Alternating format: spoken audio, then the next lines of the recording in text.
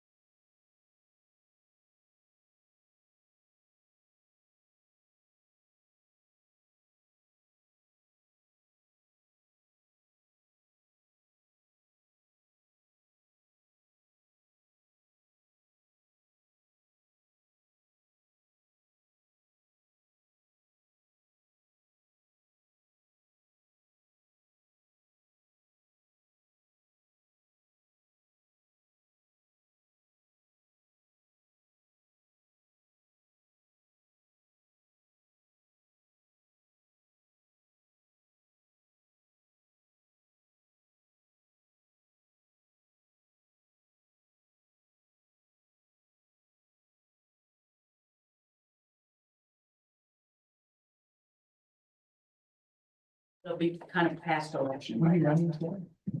What are you running for? We are live. we are live, so she's gonna campaign differently. So thank you for everybody participating.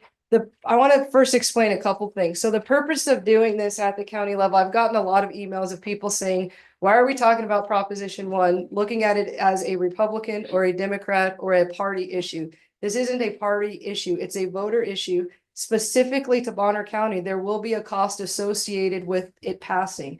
And so I want people to understand the meat and potatoes of Proposition 1 so that an informed decision is made, because we will have to pay for the decision that is made if it passes. And so I'm open to everybody asking questions however you want to, but I'm going to offer a challenge to have a discussion where we're not talking about Republicans, we're not talking about Democrats, but that we're talking about the issue. Because there are some of you that will watch this and that are in this room that already know which way you're going to vote. But everybody loses if you don't allow the conversation to continue in a way that we can extract the necessary information to make an informed decision. And the way we do that is by throwing names across the aisle versus talking about the factual information. And so some people emailed me over the presenter, and I will tell you the reason this is happening this way is they approached me, and my response was, it has to be bipartisan, it has to be fact-based if you're going to do it at the county. Once I made that scheduled, other people said, hey, we would like to do it, but I wasn't willing to change what I had already set up. So this isn't a decision of picking winners and losers. It is, I received the presentation and I wanted it to be benign so that the information can be heard in our county. I don't want to spread false information throughout our county. And I want our clerk of our county to have an opportunity to also explain how it impacts our county.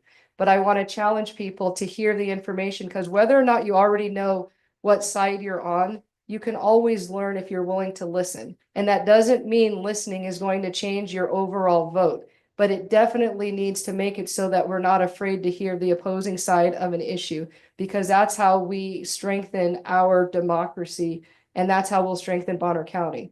I have significant concerns as a county commissioner because this will cost our county. There are different ways that we are going to pay if it passes. And that has nothing to do with whether it's good or bad. We don't have internet at all of our locations. We have a concern about election integrity. What does something like this look like? We need to be able to hear the difficult questions and provide answers to those difficult questions before we make that decision. So with that, I'm going to turn it over to Secure Idaho. He is going to give the presentation. I'm going to open it up for questions. I'm not picking and choosing who asks questions, but I want to make sure that everybody understands this is information. This is not party specific. It is about understanding what Proposition 1 is and how it's going to impact us as Bonner County. So with that, I'm going to turn it over to Michael to present. Thank you, AJ. I appreciate you having me here. And my goal today, I'm going to interrupt you. yes, Anybody see this? I got this in the mail. I don't know a lot of, this is the first time, Clerk Rosedale confirmed that it's the first time we've received these. If you haven't received it, it does have information on Prop 1 from the Secretary of State in the voter pamphlet. So I encourage you guys to take a look at that as you go through your voting. Early voting starts when, Clerk Rosedale? It starts isn't it? Early voting is 2 weeks before the election. Early voting starts on October 21st, Monday through Friday, 9 to 5. And absentee ballots have already gone out. So now I'll turn it over to you. Thank you. And I'll introduce myself in a second. Wow. It's an echo. Echo. Okay, we'll work with this. Testing. A little bit better. Okay.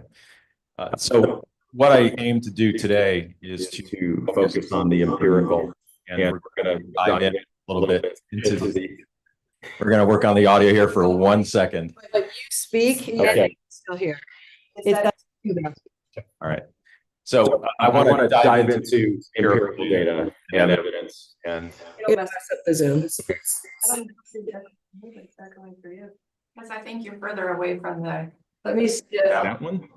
In the center, does it echo? So stand here. Okay. I think that'll work. Testing 1, 2, 3. Much better. There you go. Test this. And of course, now it's not working when it was working before. No. Oh, you. Your clicker should work.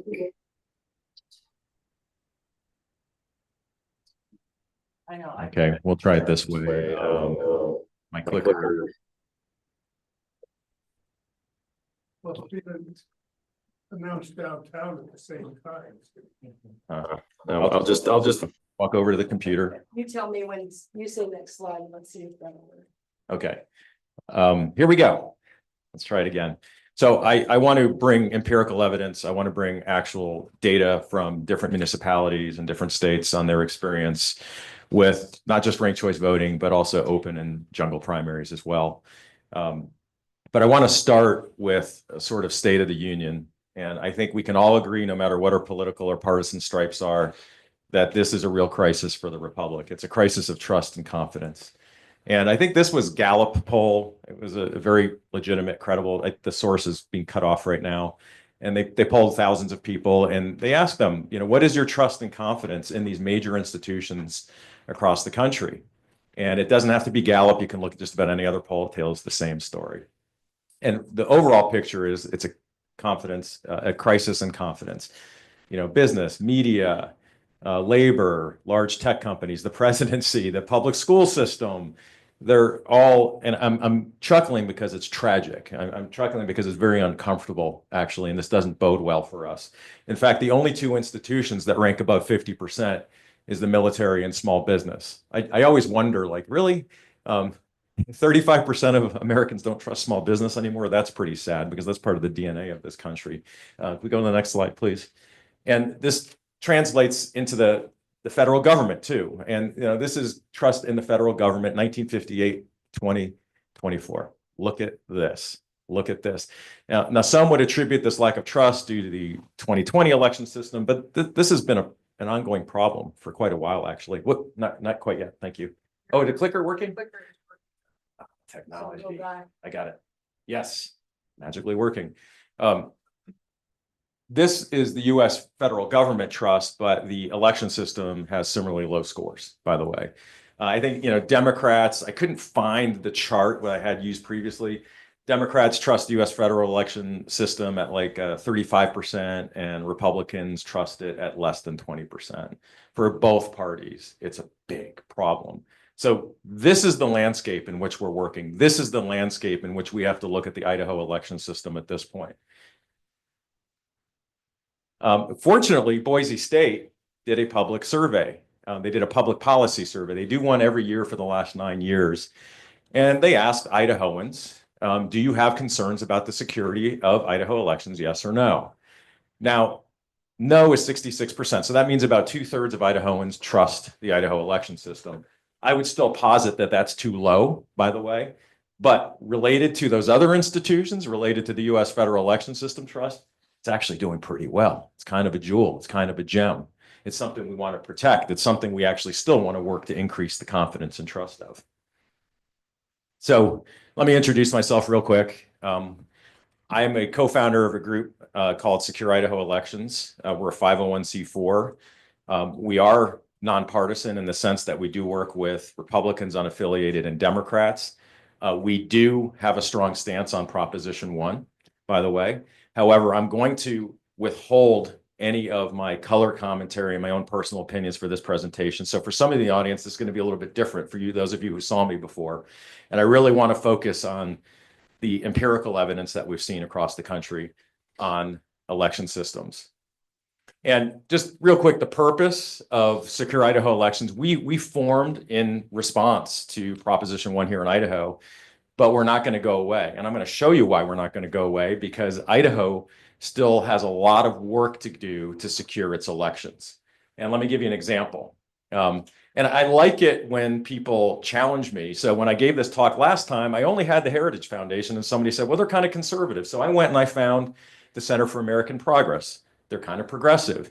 And both groups score Idaho fairly poorly. It was kind of shocking to me. It's a real wake-up call that left or right, doesn't matter. The election system's integrity in Idaho can be improved. We're ranked 28. We got a letter grade of C, right? And some of the attributes that groups consider look like this. How are absentee ballots being managed? Is there verification of citizenship? So on and so forth. Are election audits easy and accessible? And every scoring system is going to be a little bit different, but I would surmise that other groups, even beyond the first two I showed you, give us average ratings at best. So this means we've got work to do. And I think that's something we can all get. We all want more secure elections. We all want high integrity elections. So we can at least all agree on that. Now, how we go about it, we can look at these attributes or in other groups. We can all agree there's work to be done. I'm only showing this to show that, unfortunately, something that should be academic and non-polarizing, right? It's an election system. We all agree it should be more trustworthy. It's actually very polarizing. And so unfortunately, we see politics on both sides that are pretty ugly for something that should be relatively objective and academic. So really quickly, I just want to talk about what the two main assertions and proposals from Proposition 1 are. The first is replacing voter selection of party nominees with a top 4 open primary. That's the first proposed change in Idaho state law. And the second one is require a ranked choice voting system for general elections. And some of you, most of the people in this room, you're exceptional. You're paying very close attention to what's going on. But for the rest of you who aren't, you know, the Attorney General did file a couple of different lawsuits. The one that's most interesting is based on the constitutionality of Proposition 1. And the challenge is Proposition 1 proposes 2 changes to Idaho state law where law only permits 1 change. And so the Supreme Court came back and said, we're not going to rule on this. We won't rule on the constitutionality until it's passed, or if it's passed. So we won't know if it's constitutional unless it passes. So everybody wants to know kind of what the update on the court challenge is. So the first proposal is open primary, jungle primary. I like to draw a very definitional distinction between the two. You know, when I first started talking about this, I just called it open primary. And then as I started doing some more research, I realized actually there is a distinction between open and jungle. An open primary is where you have a party slate. It could be Democrats, it could be Republicans, but they're all of one party, but they open up the voting for that party slate to all voters of all affiliation. Whereas a jungle primary opens up the slate to any affiliation. So somebody can affiliate unaffiliated, Republican, and Democrat. It's a small distinction, but it's a distinction nonetheless. And I want to show you some history and context around open primaries. So I just did this slide because some of us know it was kind of big headline news in the Republican primaries when Trump was running against Nikki Haley in the primaries. So in New Hampshire and Iowa, and it was on television, many people were quite proud of it. They changed party affiliation to go vote for Nikki Haley because they absolutely couldn't stand Donald Trump. And they were proud of that. And that's fine. That's their right. And that type of crossover voting, or you can even call it gamesmanship, is something that would ultimately continue in open primaries because I could be a Democrat and I can vote for a Republican, maybe a more moderate one than the one I think is extreme, and vice versa. So it means anybody with their partisanship can go in and vote for a candidate of the opposite party to have an impact on the primary results. I share this just as kind of a funny thing, and I'll show you the actual ballots. You know, there was a guy that ran in Alaska when they had their first special election open primary, and his name was Santa Claus. And the media, because they love clickbait, they decided to go ahead and run with the story. The point is that it really radically opens the field for potential candidates. And I'll show you some examples of what that looks like. So I'm going to skip this. We don't even care about that. What I did show is the Democratic Party right now is suing to get this guy removed from the ballot. He made it through ranked choice voting, open primaries, and he's on the ranked choice voting ballot in Alaska, and he's a convicted felon. And so a lot of arguments are being made, hey, we don't have adequate vetting. And so the Democratic Party is actually suing to get him off of the ballot. So this was the special election open primary ballot in Alaska. This is the first one. And I'm going to show you some others, so nobody can accuse me of cherry picking. But what you see here are 48 candidates. I'm not going to tell you or instruct you to make any assumptions on what would a regular voter see when they're looking at a list of 48 candidates, and how would a regular voter possibly be able to thoroughly research 48 candidates. But it is an open question. It's something to consider. Okay, the people in this room are all well-informed, high-information voters. You're probably all going to do the research. Your average voter, I question whether or not they're going to be able to get that work done. So just to show you, I'm not cherry picking. The subsequent election, we had, I think there was about, oh gosh, I can't remember. It looks like, 20 plus candidates in the open primary for senator. They had a little bit more for representative, but still a lot of choice. Okay. Now, proponents will say more choice is always better. Opponents are going to say this leads to confusion. I'll let the audience be the judge. And here is yet another one, because I want to be fair here. And that list in 2024, this is the most recent open primary in Alaska. 1, 2, 3, 4, 5, 6, 7, 8, 9, 10, 11, 12. A little bit more manageable than 48, but still quite a significant increase in choices. So that's what it looks like. Okay. So what I want to do now is, and this was a pure act of joy, diving into the academic literature to see, well, how do open primaries actually perform? There are claims on both sides. Confusing, more choice is better choice. What does the academic literature actually say? And I'm going to show you a mixed bag. There are some papers that show, hey, it does these things, this could be good. And there's others that say it does quite the opposite. So I'm going to give you a taste of both. Here's an academic paper of 2016. We find that voters failed to distinguish moderate and extreme candidates. As a consequence, voters actually chose more ideologically distant candidates on the new ballot, and the reform failed to improve the fortunes of moderate congressional and state Senate candidates. So this paper says there is no moderating effect. Quite paradoxically, there's actually an effect that leads to more ideologically extreme candidates. Fascinating. You can look at it right there. Take a picture of it. Read that, so you want to tell us? I can't see it. It says So- Thomas J. Asher. Aller, Ahler, and Citrin, Citrin, and Lenz, Lenz. But what was the publication? What group? Guys, I'm not going to give you all the publications. You can go find this detail. I'll have to research it. Yeah, please research it. So I want to let him do the presentation, but if you look, it says where you get it. So https://doi.org. It says it right there. And his presentation is archived online, so you can go back and see that and grab the information. Okay, thank you. Yeah, this is fully transparent. That's why I've got a URL there. That's why I've got the author names there. That's why I've got the study title there. Okay, it's a mixed bag, so bear with me. There's another study here. It leads to weakly more moderate winners in important and broad categories of cases. So I'm pretty sure that's what you want to hear, right? Because that's the argument of the Prop 1 proponents. So weakly more moderate winners in important and broad categories of cases. Mixed bag. Got an author and a study name and a paper name. A strategy to preempt populism. This is interesting. So they were looking at the British Conservative Party and open primaries. And this was more of an academic paper making an assertion about strategy and how open primaries can ultimately change results that would essentially preempt populism.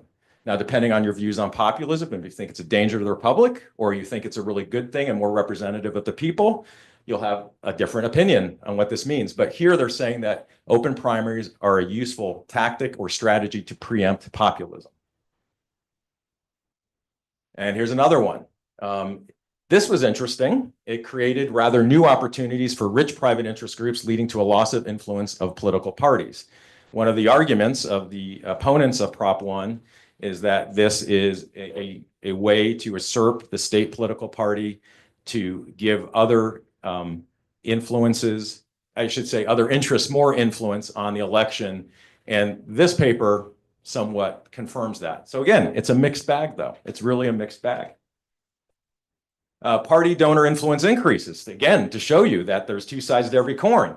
We find evidence that party donor support is more predictive of primary success in nonpartisan systems compared to other systems. So they're actually saying that the political party donors are actually finding more success and more influence in open primaries. Fascinating, right? So the point is, it's a mixed bag. We can't really draw clear distinctions one way or another and speak with complete confidence that this is going to put all of those special interest big money groups out of power. It's going to take them out of politics. We can't really assert that political parties are going to lose their interests. We can't necessarily assert that it's going to lead to moderation. In some cases it does, in other cases it doesn't. Sometimes it's more extreme. It's a mixed bag, and that's what I'm trying to share with you today. This one I'm most concerned about, okay? So you saw the list of all those choices, right? And for a regular voter, you guys aren't the regular voters, you're here on 10 a.m. on a Friday, they experience what's called ballot runoff. And it's otherwise known as ballot fatigue. So, you know, if you look at our ballots this cycle, has anybody looked at the sample ballots this cycle? It's a couple pages. And if you look at 2020, and you look at, because that was a big election in my county, Kootenai County, I think we had like 87% turnout. It's incredible, 9 out of 10. But you look at how many of them voted at the top for president, and then you get all the way to the bottom to soil and water, right?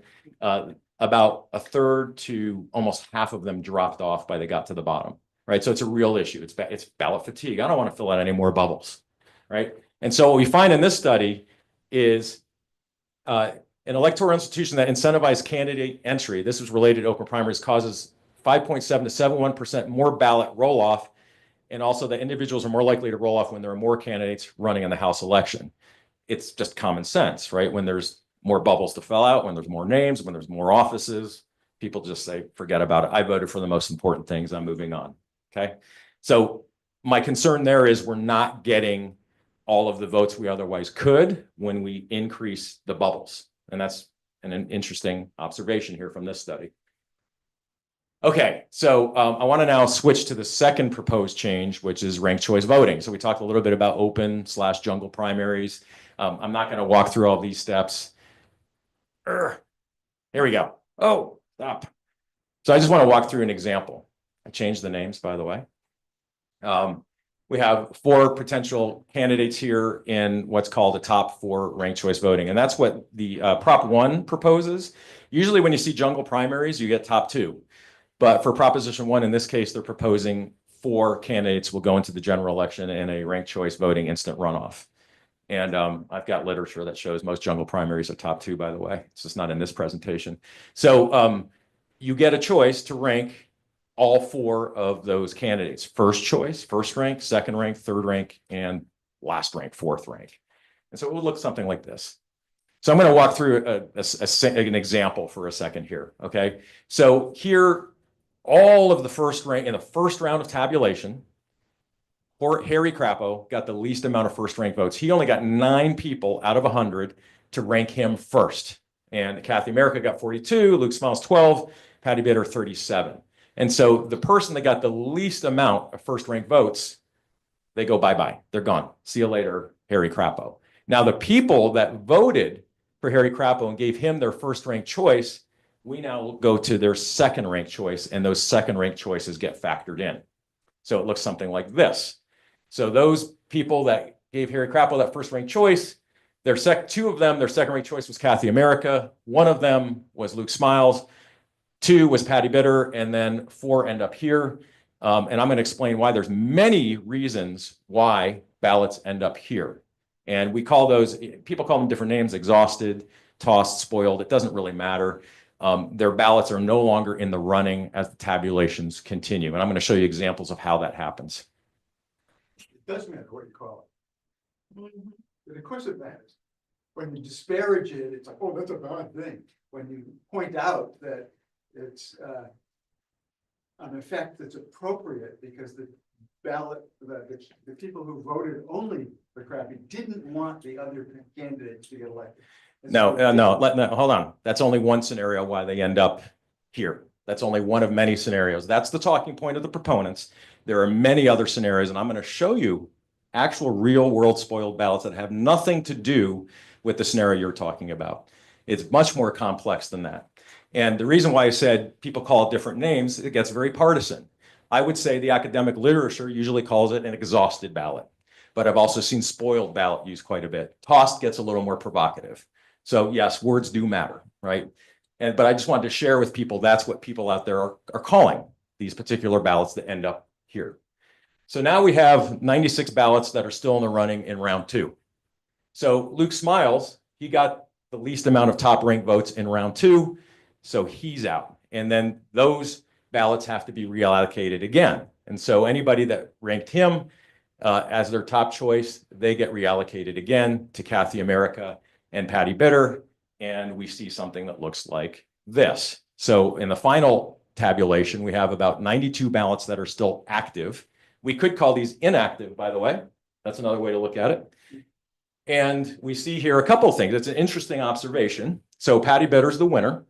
In a normal plurality election, Kathy America would have been the winner because she had 42 right off the bat, first to the post, whatever you want to call it. But in this case, Patty Bitter took it because of ranked choice voting, getting to round 3 with 92 active ballots remaining. And we had 8 ballots here, which I'll talk about in a second.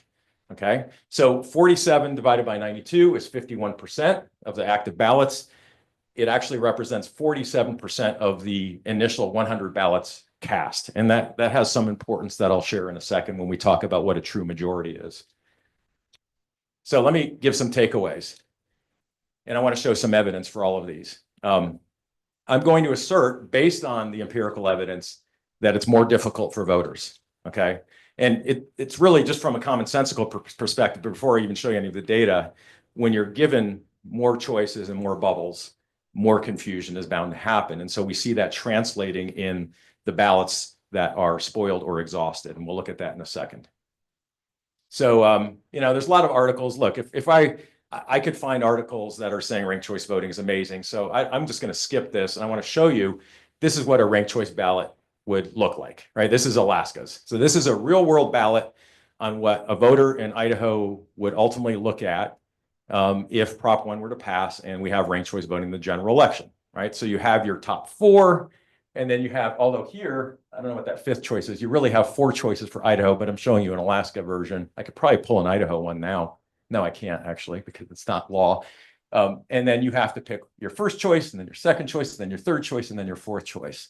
Clarify that. Please. You don't have to pick 2nd, 3rd, and 4th. You do not. You do not have to. You are not required to rank all candidates.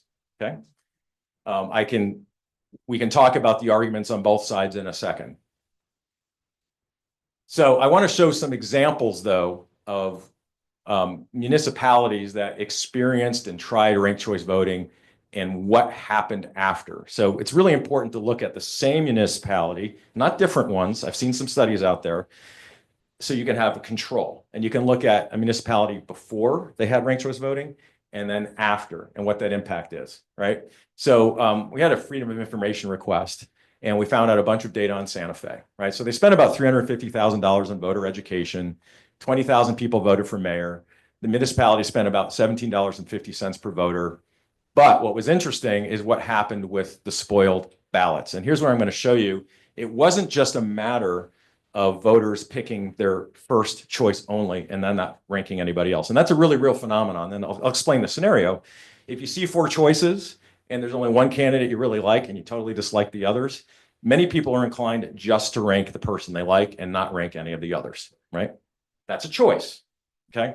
So that's one scenario where if my first choice person, and I didn't rank anybody else, got eliminated in one of those first rounds, my ballot is now considered exhausted, okay? That's what we mean by exhausted. That's one scenario. I'm going to show you other scenarios now. So here's the number. So in Santa Fe, New Mexico, This was the number of spoiled ballots before. This was the number of spoiled ballots afterwards. It was a radical increase of spoiled ballots. And let me show you why and how that happens. Some of you have probably already seen these. This was from our Freedom of Information request, right? So what we see here isn't the case of a so-called principled voter only making a first rank choice and not voting for anybody else. We also call that undervoting sometimes. But we have confusion with all of these choices right now. So we've got 4 candidates instead of 2, and we've got 4 bubbles to fill out. And so what you're going to see time and time again with the majority of spoiled ballots in Santa Fe, it wasn't because somebody was taking a principled stand and only ranking 1, it's because they were confused. And I'm also going to point out here, you're noticing a lot of confusion among the Hispanic speaking population. And I'm going to explain how this has some impacts on marginalized groups as well. So these are all just examples. I'm not going to dwell on any one, but I'm just trying to give you a flavor of all of these ballots were spoiled for one reason or another, mostly due to voter confusion. Quick question though, Uh-huh. about that last one. Yeah. So the first vote landed, the second vote landed, the third vote landed. Because they skipped the 4th option, that's where it would have fallen out. Well, it's a good question, actually. It's a question, and I can't confidently answer it. Because my understanding is, depending on the municipality or state rules, in some cases, what you said could be true, but in other cases, if it can't be tallied all the way through, it's incorrectly filled out to begin with, and it's spoiled. So it's a legitimate question. I actually had that same question, and the answer that they gave for a ballot like this is you would then be asking the person who was tabulating the ballot to interpret, did they really mean that that last person was 4th or should they be in 3rd? And if it wasn't filled out, it wasn't filled out. So the ballot itself gets spoiled because it doesn't rank it, and there was a clear choice of ranking. But it doesn't get ruled out until you get past that No, 3rd one, no, right? it's up to, no, it's not, because the ballot requires you to rank it and the ranking is flawed. And so the rank choice goes out. And so we don't rank yet, but where Idaho isn't ranking, Can we but ask Mike, what? So that would be, in that scenario, it would be technically an overvote because you voted twice for one person, and in the system, you can't vote twice for one person. and so the ballot, because they do ranked choice voting, the ballot is, this is from California, if I recall, Santa Fe. This one. New Mexico, or Yeah. that the way this ballot comes out, it's not a valid voting, because there's the argument that he has of the overvote, but also you can't know what the actual rank is to know where you're giving a vote. So Because you're saying stop, you're saying allow them to go until 3rd place and then assume they made an error on 4th and 5th, but that would be an assumption on the counting. Right, so And the way that would be right now would be an overvote. What would be interesting is if that far right hand dropped one to Alan, whoever, whatever, then what happens? Then I think it would fall out on the 4th try, then it would be. But it doesn't, because this goes electronically. This isn't a person ranking it. Right, The no, I'm ballot just saying, gets- if But that, her this question would have is been an on, overvote. her question is on how did the ballot spoil? Did it spoil after 3rd? And the spoiling happens because it doesn't make it through the electronic system because it isn't ranked. But so the electronic system looks at every single vote on the 1st round? Well, I don't know how it will work on this since we've never operated this, but I can tell you that based on a regular voting scenario would be an overvote. And when you say it's an overvote, does that mean the whole thing is thrown out? Yes, yes. That whole race, that whole contest, not the whole ballot, but that race being thrown out. So it's as if you had never voted at all. But there's question about with the ranked choice voting now of how, whether it looks past the 1st vote. Right. So all I'm saying is, based on what I know about our system, that would be an overvote because you have too many squares for the eligible. So don't vote marks. for the same person. Yes. Mike, when we've had to look at ballots that Yes. were rejected out of the scanner. And there would be representatives from, both parties or community looking at these.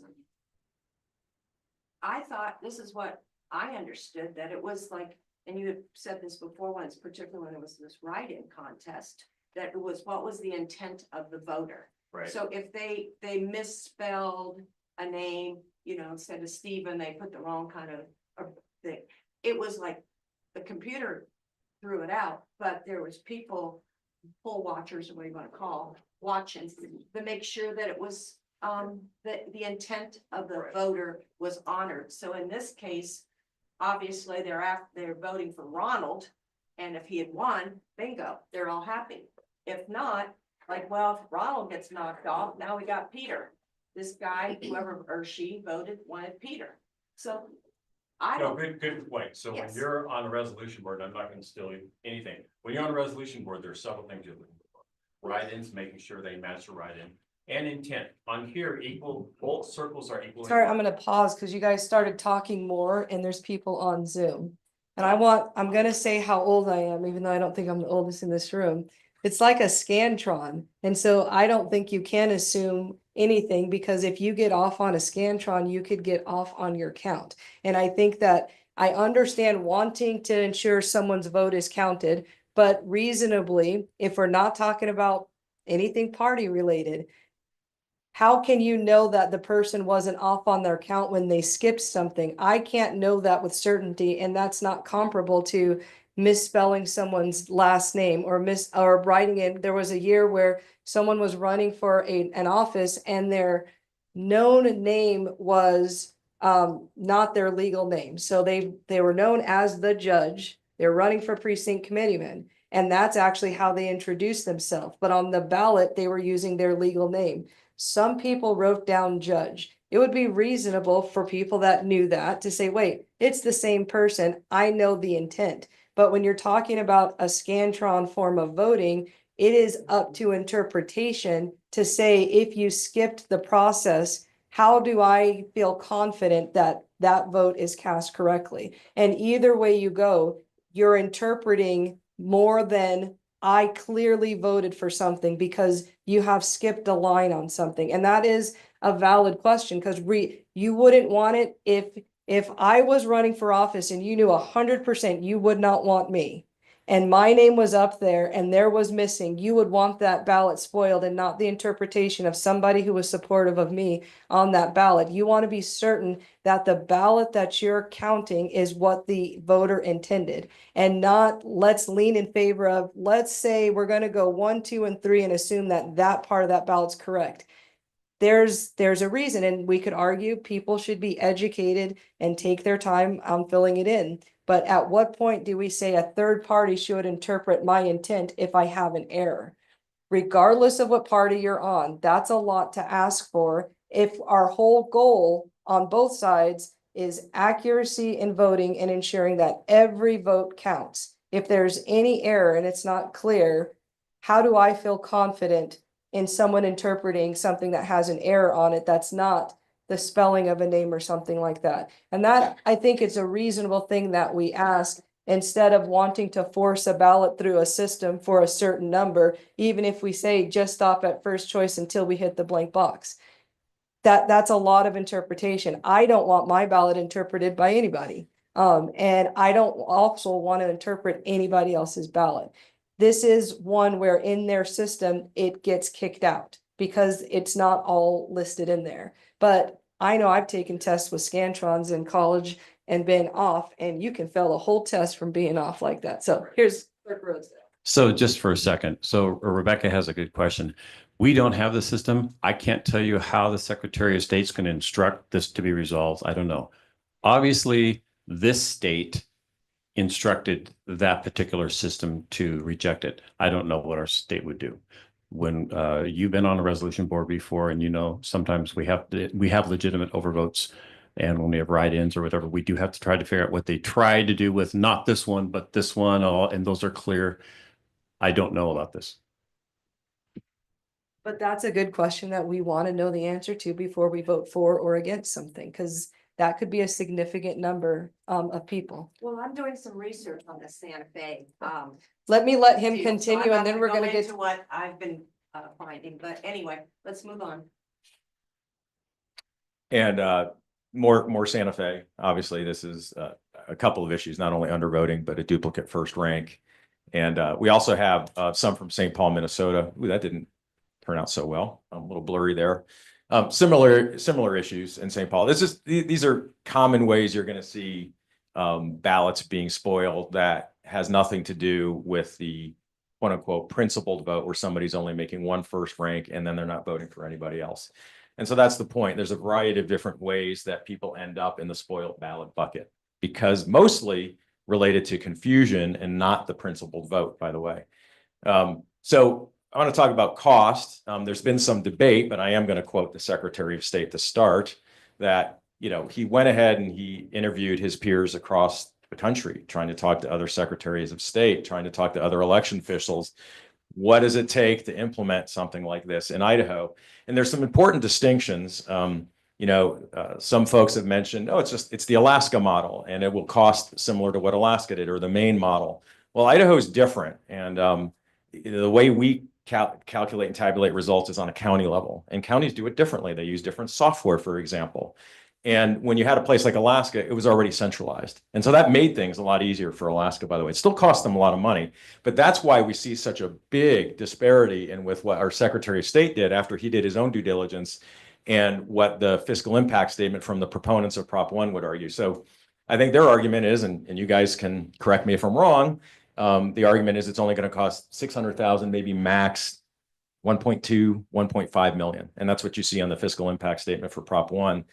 Our Secretary of State says, given the fact that we require software to be certified in Idaho, given the fact that there's currently only 2 systems that are federally certified, but they're not certified for Idaho, given the fact that counties do elections differently and already have different software, it's going to be much more difficult to scale a change like that in a universal way for Idaho than it might be in a more centralized tabulation state like Alaska. So I want to talk about, how this potentially affects transparency. This is somewhat encouraging, and I didn't even know this before I started, working with Secure Idaho Elections, and I was very gratified to see this. We don't count ballots in any way that's connected to the internet, and the point of that is we want to avoid any potential or perceived manipulation. So I think we can all agree that's a good thing. It builds trust, right? So what I do want to do though is this is a new addition since I last presented to some of you, is I wanted to see how and if votes can be tabulated still on a county level. So right now we tabulate votes on a county level, right? The county clerk can certify elections on a county level. We can't do that with ranked choice voting anymore. It must be centralized. And so you see a few changes in how the voting process and experience takes place. Early returns cannot be fully tallied. You have to wait for all of the other returns first. Precinct level results are not available because you can't locally certify anymore. Audits get much more complex. And let me show, this is fascinating. So you can look this up, this term, it's called batch summability. But summability concerns, this is an election system criteria measurement. It concerns whether a method can be counted in precincts instead of having to be counted at a central location.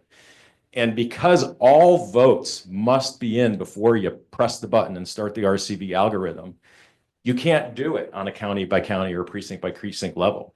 Basically, the county, and I'll defer to our county clerk here, has to ship virtually, physically, we don't know how yet. That's actually an open question. How is that going to get to the centralized location? All of the results from his county, and every county clerk has to do the same thing. And then you push the button, the proverbial button, to start the RCV algorithm.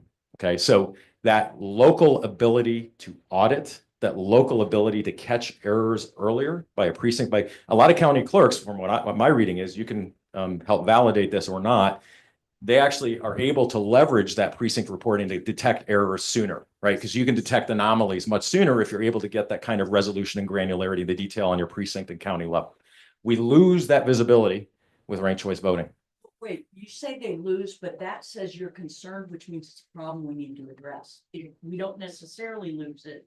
We just need to make sure we don't lose it. Right? I think definitionally, there's no way you can retain the current visibility you have. Would you like to comment? We haven't had anomalies at our precinct level. Good. I've read from other county clerks across the country that they're able to more earlier detect anomalies. But Fortunately not here. That's good. But if anybody wants to vote, ask for a recount, and we all have that right. We can't do that. We can't do a paper recount to verify a precinct or, and we can do a precinct, but it'd be meaningless on a countywide race or on a statewide race. It would be, meaningless. And that's the issue. It does definitely have impact on transparency on a local level. It has impact on transparency after the fact. It gets very hard to hand and eye verify an algorithm. Think about it. It just does. It's common sense. So it's a very real issue, and this concept of summability and how that factors into election transparency. When you really want to get academic and dive deep into the rabbit hole, summability is a term I recently learned. It's often mentioned quite a bit, and it's something you typically you desire to increase transparency in election systems. It will be harder for election administrators, certainly for the change, right? So they're going to need new software. They're going to need new hardware, possibly, but no, definitely new software. There's going to be a new process in terms of how do we get all of the tabulated votes, or how do we get all the votes that are not tabulated yet to the centralized location. There's open questions. And then there's also going to be voter education. So if you look at Alaska, Maine, you can look at any municipality, you have to do voter education. It's an entirely new way of voting. So that's just going to cost money, right? And it's going to be a little bit more complicated for everybody involved, not just the voter, but the county clerks as well. This one's really important to me. When you have more confusion because of more choice and because you're changing the rules of how people vote, you're necessarily going to have an impact on not just spoiled ballots, but voters turning out. And I want to show some examples. So I also went again back into the academic literature to find, what are the impacts of turnout as it relates to ranked choice voting. This was probably one of the better ones I found. It said the results indicate a significant decrease in voter turnout of approximately 3 to 5 percentage points in RCV cities after the limitation of RCV. I can tell you, and I almost included it, but I didn't, but I'm sure the proponents of Prop 1, I'll encourage you to find it. There is a study out there that says RCV improves voter turnout. So I wanted to look at that study. And what the study did was, in the abstract, their conclusion was municipalities that have ranked choice voting have a higher voter turnout in off-cycle elections than those municipalities that don't have ranked choice voting. But there's a flaw in the structure of that study. It didn't look at those municipalities that had RCV, what their turnout was before. That would be an apples to apples comparison. Okay, New York, you had RCV, your turnout was higher than Philadelphia. But New York, before you had RCV, what was your voter turnout? So in my opinion, that was a real structural flaw. And I think to really get at the real data there, you're going to have to look at it before and after, city by city by city. So that's why I didn't include it, but it's out there. This is what's interesting. So in Minneapolis, in Oakland, we've seen some real data on voter turnout and how it affects different demographic groups. And right here, I've got the ACLU Director of Policy out of Kansas, and he says it exacerbates economic and racial disparities in voting. Voting errors and spoiled ballots occur far more often. In Minneapolis, nearly 10% of the IRV ballots were not counted in most of these low-income communities of color. In that Santa Fe spoiled ballot bucket, I didn't point it out, but you notice most of them had a first choice of Trujillo. That was the Hispanic population that had a disproportionate impact on their spoiled ballots, by the way. But I'll give you some examples. Here we're looking at Minneapolis, and you can look here at the wards that had the highest spoiled ballot rate, and there are demographic patterns related to each of these wards. And this ward that was, at a spoiled rate of 14.3 was primarily African American. Okay, so what we found is we're looking at different wards and their associated demographics. Where you had marginalized groups, they had a much higher rate of spoiled ballots. And also voter turnout became an issue too. So I'm actually conflating two, but that's okay. It's still the point remains that in that turnout study, they actually showed that marginalized groups they had a lower voter turnout than other groups when it came to ranked choice voting, but they also had a higher spoiled ballot rate. And the same was held true for Oakland, California. Okay. So here we see there are only 0.93% ballots with errors in the more affluent neighborhoods. And in the poorer neighborhoods, the spoiled ballot rate went way up. It went way up. And so it's a real issue for anybody in this room that cares about marginalized groups and cares about getting them to be able to express their right to vote. We have to address this issue as well. I'm going to skip this because This is anecdote and it's not aggregated data. So I'm going to skip right through this one. Okay. This is also interesting. You know, sometimes we hear a claim that RCV gives us a majority winner. But you know, there's a very subtle nuance there. It's the majority of active ballots remaining. So I think, I can't see my speaker notes here, so I'm not quite sure what the next slide is. Nope, that's not it. Okay, never mind. So in that RCV example I gave you, you saw how the denominator of active ballots started to change over time. We started with 100, and I think we ended up at like 92 in that example. We're actually determining a majority of ballots from that last round of those 92. That's what we're talking about. So it's not a majority of all the ballots cast. It's not a majority of all the voters. It's a majority of those that remained active. And that's the distinction. So some of you might have seen this one before. Got another study here. It actually shows you where it was published as well. They examined 600,000 ballots, and as a result of ballot exhaustion, the winner in all our cases received less than the majority of the total votes cast. So it's a subtle thing, but we just want to be clear that if a claim is made that we're going to get a majority winner, oftentimes this is simply not the case. I'll skip this one. That was from San Francisco. And this was just showing you the denominator, how it was at 100, ended up at 92. And so what we're really talking about here is 51% of the active 92 ballots in this ranked choice voting scenario.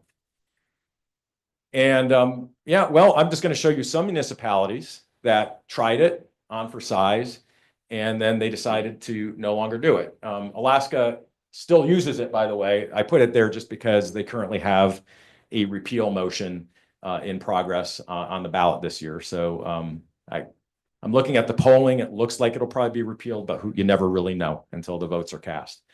And, you know, there were some other examples here. I like to share this one because it shows a very precise example of a community that really wanted to embrace ranked choice voting. And it was in Pierce County, Washington.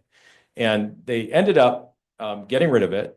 And this was the city council resolution well, it's the county actually. Whereas the cost of running the instant runoff portion of the general election was $1.7 million. Whereas the instant runoff portion of the 2008 general election proved to be expensive, complicated, and confusing. The results of IRV races were not available for weeks following the election date.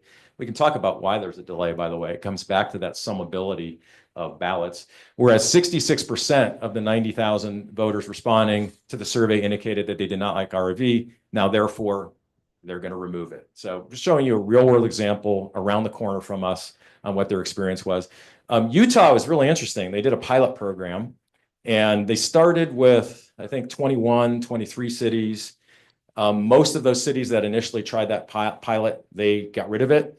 Now there are 11 new cities in the pilot, and they're giving it a try as well. So the first cities that were trying it, however, oops, sorry about that. Thought I had a little more stuff on Utah. It's kind of interesting. Yeah. So right now, the Utah legislator is looking at ending a ranked choice option for all the Utah cities. So it's very polarizing. So there was a survey in Utah by the pro ranked choice groups that showed it was popular. And then, you know, and they were generally the progressives, and then the Republicans, they had their own survey, which showed it was immensely unpopular, right? And you're going to get that. You're just going to get that. So I didn't put either one of those surveys in this particular slide here. But the point was those initial Utah cities that were part of that pilot decided it wasn't for them. They're not going to do it again. And the number of participating cities in that pilot has decreased by over 50%. Went from 23 to, I think, 11. So I want to just share a couple of case studies. Some of you might have seen this before. And I like this because some of you in this room challenged me on this. So I want to bring this up because I wanted to answer your question. So in Alaska, and I said debate, it's an open debate. So in Alaska, when they had that special election, in the first round of tabulation for ranked choice voting, Republicans got 60%, but the Democrat ultimately won. So Republicans will say, this is turning Alaska blue. You know, the majority of voters in that first round of tabulation voted for Republicans. The counter argument is, no, we're just more accurately measuring voter preference. But it's an interesting particular data point to see how different political perspectives view something like that.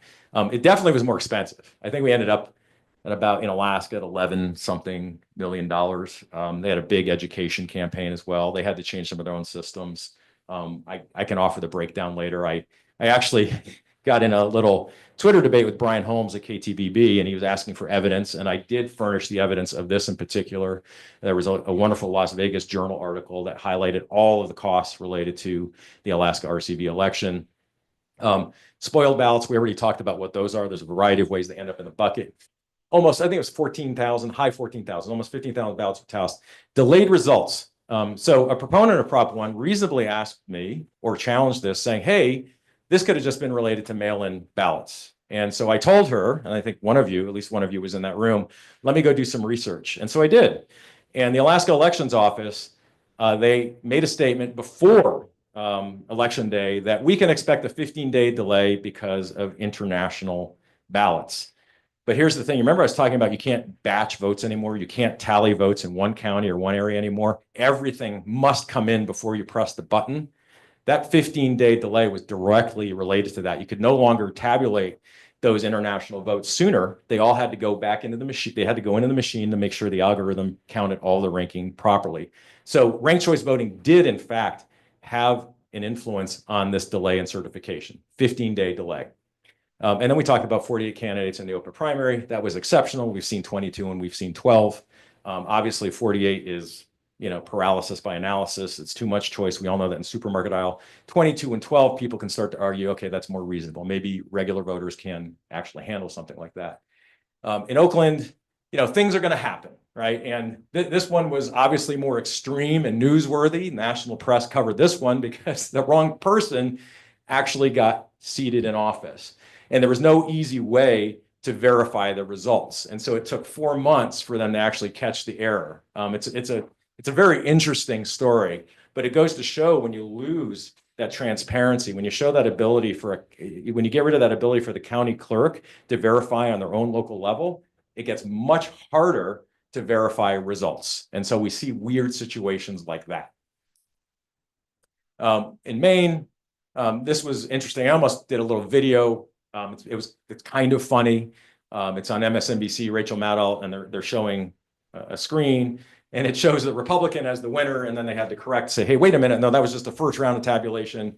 It's actually the Democrat, and that's because we had to keep all the rounds counted and get rid of the spoiled ballots, and the Democrat wins. Whatever, just a funny little interesting video clip. And then 61% of the winners do not have a majority. So I talk about, we can't always be assured that a true majority winner will result from ranked choice voting. It's kind of an issue we really ought to take off the table because it's just simply not going to be a rule. And then New York City, right? It took a long time. And, one could argue, well, this was their first time experiencing it, so of course there's going to be more difficulties, and that's totally fair. It's totally fair. But we all need to know what could potentially be in store for Idaho. Right? There's going to be confusion for the clerk's office. There's going to be confusion for the voters. There's going to be more expense associated with it.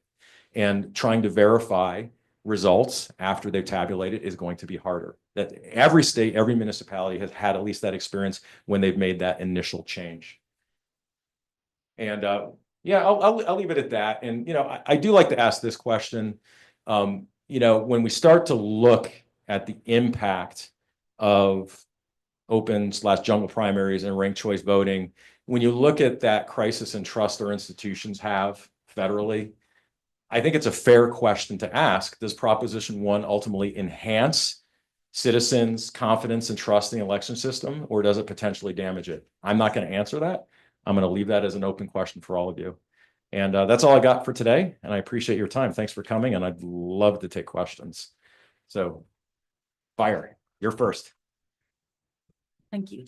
So, I appreciate all the research that you've done, and a lot of the early pieces in there were, polls and opinion pieces, and I think data can be used to support just about anything these days in either direction. So I like to take it down to an actual example.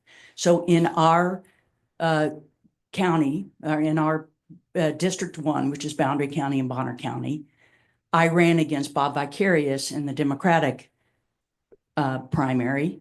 There was no one running in the independent or the constitutional or the libertarian. And then Chuck Lohman and Cornell Razor were running in the Republican.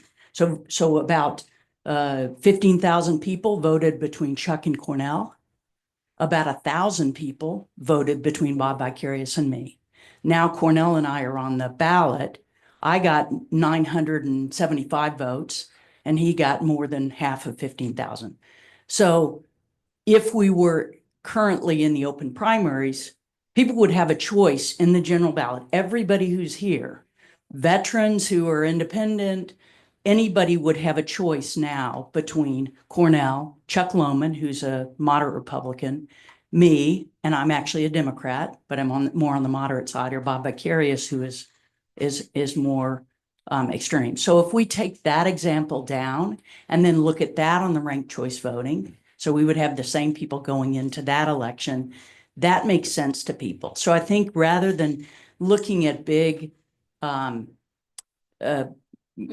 if scenarios, let's take it down and look what it would be like for us here now to go through this scenario. Yeah, no, thank you for that. That's reasonable. You do see I was trying to find data on just how many more candidates end up on a ballot when you do an open primary, and I couldn't find any good literature on it. They pay $18,000 a year for this job, so you're not going to attract a whole lot. So Yeah. I think that you bring up a very good point of how many do you expect to be on the ballot? And I think that from a county perspective, I can't guarantee who's going to be on a ballot. I can't guarantee whether it's going to be 1 or 40. All I can say is that there's the opportunity to be multiple.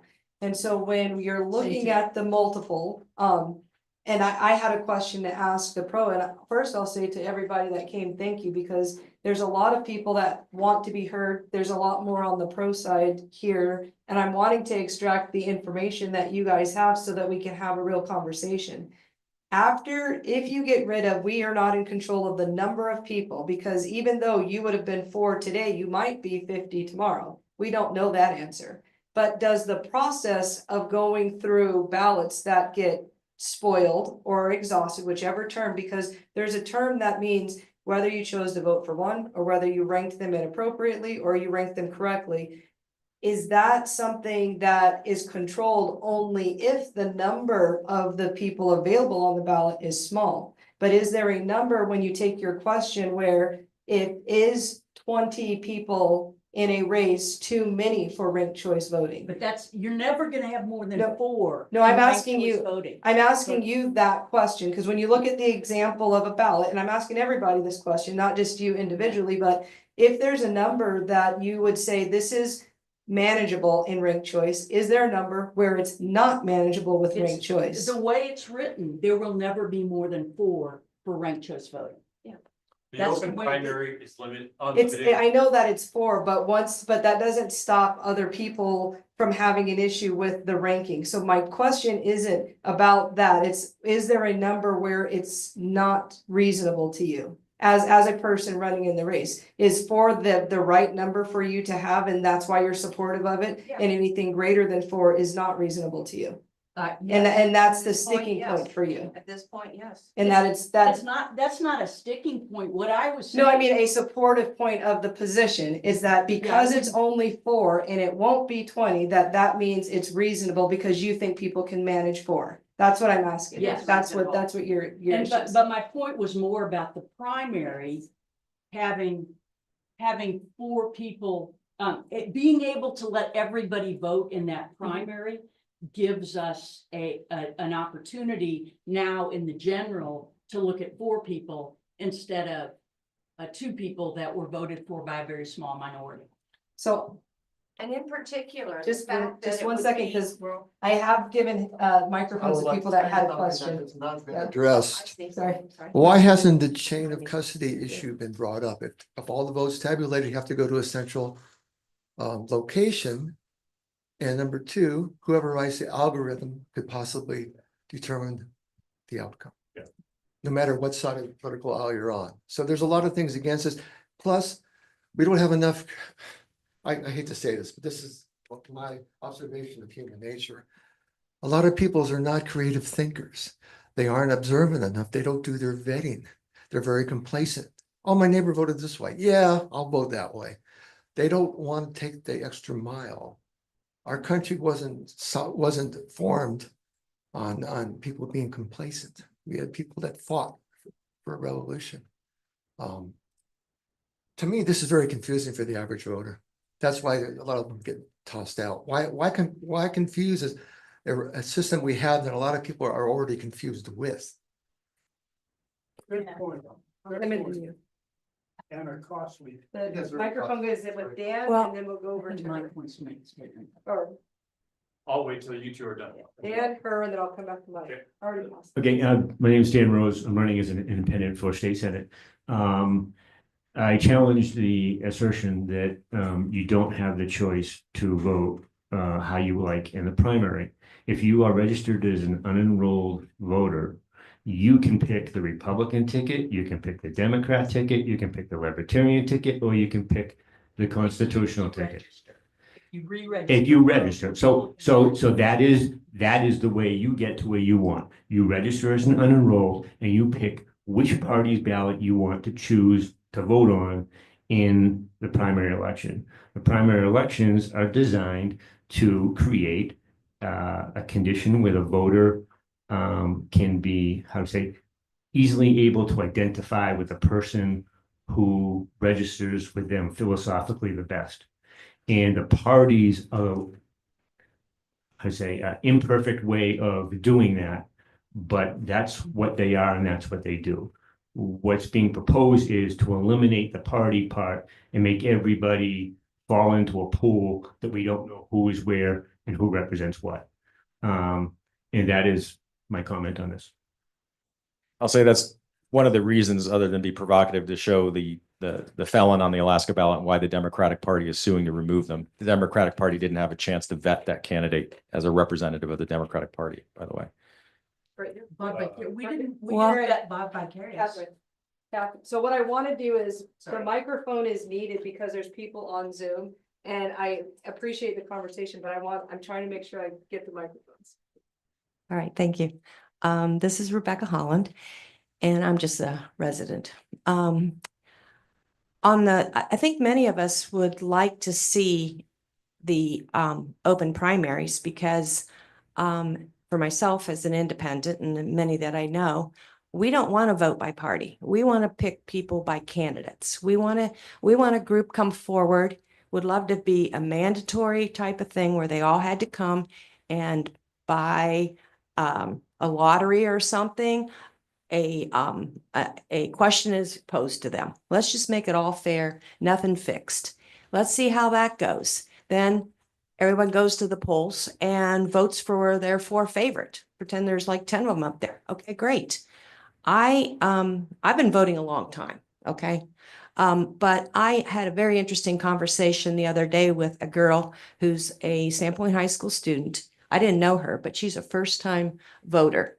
And she saw me wearing my shirt, which says yes on Prop 1 for you Zoom people.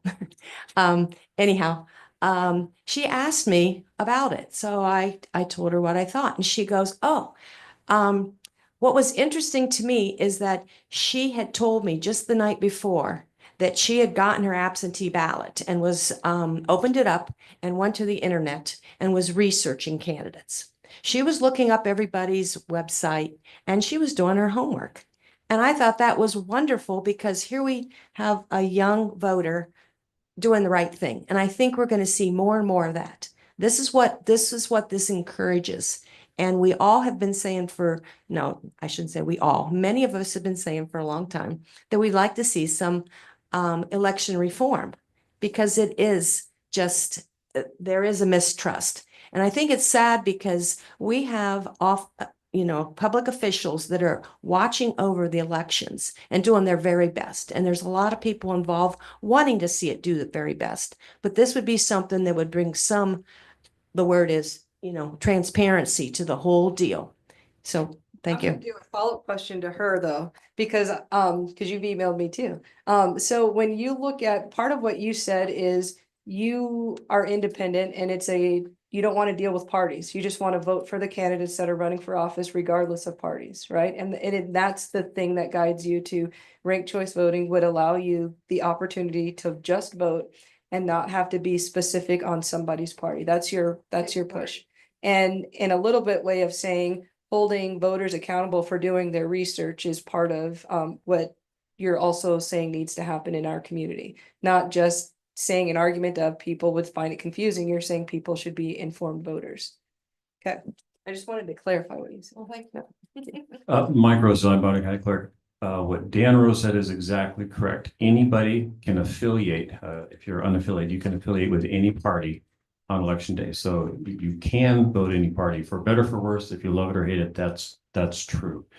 As far as transparency goes, so ranked choice voting is favored by one group, maybe not another. The transparency thing is my biggest concern, because on election night, I think most Bonner County citizens and voters have this concern. They want to make sure that how people vote is how it's reflected. If we package our electronic votes and we don't know what they are and we hand them to somebody, we have no idea what, we have to have full faith and confidence in them. And like Mr. Messer said, who owns that software? Who's buying that? If that's the thing, I'm not accusing anybody of anything. We have no idea. And if we ask for a recount, we package up that data, send it to them for a second opinion to the same people. And I think that is where you want transparency. It's completely opaque. We cannot see anything in that scenario. So Ireland hand counts their ranked choice voting. And we could do that. And we would have full transparency, and we would have paper ballots to be able to go through it. We've actually designed a simulation to be able to play that. And I would love to have you participate in one of those, because it's a possibility. So If- but the question here is, the current vote isn't that. The current vote is the electronic version. And so I'm gonna ask a question of, because this room is mostly people that are Prop 1 supporters. So say everybody agrees that you do rank Yeah, it's 50-50. 50-50. A couple of us have t-shirts on. They wear shirts, they self-advertise there. If you did ranked choice voting, how do you give I will say, I believe our clerk has done a very good job. We have a lot of voter integrity in what we're doing currently. It is closer to home. And I think a concept that we all can agree on is, when you are in control locally, that's better than moving it farther away from you. So the more you move it away, the less control you have. I think both sides can agree that that's something that exists.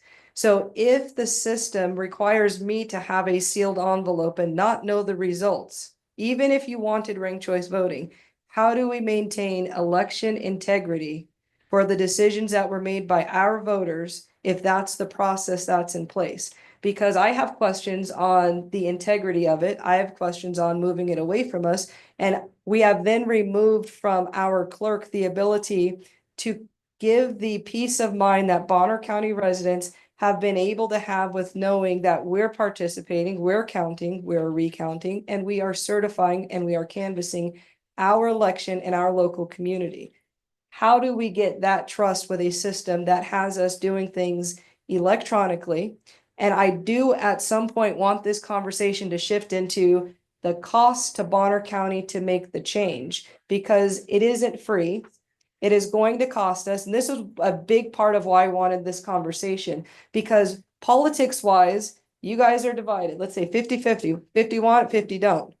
And my question is, who is paying for it? Where does the money come from? No, because we can't say all, we actually need to find the money. And that's important, because when I was at the Idaho Association of Counties meeting, I asked the counties, if it passes, what are we doing? Because we're not even talking about the issue down there. It's, where does the money come from? Bonner County does not have internet at all of our polling locations.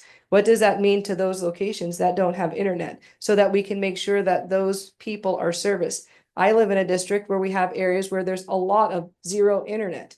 How do we make sure those people, so are we disenfranchising a voter for a different system? I completely understand both sides, but I would like someone to tell me exactly what levy you're going to pass to put in the money. I have to give him the microphone. There's two somewhere. Oh, right behind you. And then I'll hand this one to Clerk Rosedale. But someone tell me where the money comes from, because that's a big one for us. It's already on. Okay, this is Dave Britton. I'm a precinct committeeman for the Beach Precinct in Sandpoint. there's really two questions I wanted to address, but the more important one for me comes from the fact that I've got 25, 30-year history in technology development. I ran world-class websites for years in New York City. And I've developed software for that length of time. There's a whole bunch of distrust issues with technology that we have. And you've expressed some of those yourselves. And by the way, I want to really thank you for putting this together and for being as focused as you are on the immediate concerns of the real people in the county. That's really important, and you do a great job with that, so thanks. The reason the technology is so hard to trust is a problem in America with the technology in general, the monopolization of technology into the hands of just a few companies. The alternative to that, which I'm also wearing the t-shirt for, or the hoodie for actually, is open source software. People don't understand, I guess, or aren't aware of the fact that the best software in the world, best by functionality, best by security, best by functionality, is open source software. One of the security issues that gets addressed is because the best, smartest programmers in the world can look at the code to decide if it's got bugs in it or not, and it gets rigorously tested before it's allowed into the general pool of downloadable free software, is a what bugs and deliberate attempts to malware to infuse those into the systems happen in far more frequently in commercial software where they can be inserted in, and it doesn't get looked at because the companies don't want to pay the software developers that much to go hunting for it all the time. We can have really excellent open source software, which we could just download and install. You still have to pay the techies who are going to do the downloading and installing. You still have to put a whole infrastructure of security on the processes of that. All of that stuff has been worked on since, I don't know, since probably around 2000. The security of the transmission of the ballot data can be addressed by the same cryptographic technique that's used in Bitcoin, for example. It uses very large prime numbers to create a pair of very large numbers that generate a unique signature. The printed ballot could be printed with one of those QR codes that would allow it to be identified uniquely. And its information, when it gets scanned, can be associated with that cryptographic entry that verifies that the ballot itself, when it's processed, wherever it is along that path of going from the county clerk or the voting area to the Secretary of State's office or wherever, is what it says it is, and has the information that it was registered to have in the initial thing. So those things can be addressed. All of that security stuff can be addressed if you do it, and you don't even have to pay for the software. You just have to pay for the installation. How do you get the machinery to do it is a question, particularly for Boundary County. I think they don't use equipment at all. They're going to have to buy some new stuff. Of course they would have to. Well, they use equipment, sure. That wasn't what I was told. I'm fairly sure they use a DSNS, DS200. I want to, Diane, I do see your hand, you'll go next. But one of the things, because there's availability to buy more, but that's not where we are now. And so I understand what you're saying in terms of that, but if you look at Bonner County alone, we have had multiple hack attempts. And with AI, there's a huge concern with cybersecurity and insurance. And so there's a lot. I understand what you're saying is available for us to do in the future, but it's on the ballot this November, and that's not where things are. And so that security is a concern. Let's go to Clerk Rosedale and then Diane, and then back to Dan Rose. And Okay, then back over here. I just want to follow up with a comment Commissioner Williams made about No, internet's not at all of our precincts. Fortunately, none of our election data, except for the registering, if you're a voter, if you've signed in, that kind of stuff, the 10X does, but we don't use that internet anymore for that. Our ballots and our counting of our ballots never touches the internet. That's all done here locally, all on paper. If we remove it from the all on paper, all with our local answers, then we actually open the ability or the vulnerability to have third parties act on it, whether they're open source or whether they're proprietary source. But right now, there is zero ability. So Diane? Or Dan, whichever one's on there. Unmute. Can you hear me? Yes.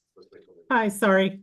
Actually, Dan and I are both here and he's written a question and so have I. Dan's question is, why complicate the voting system unnecessarily?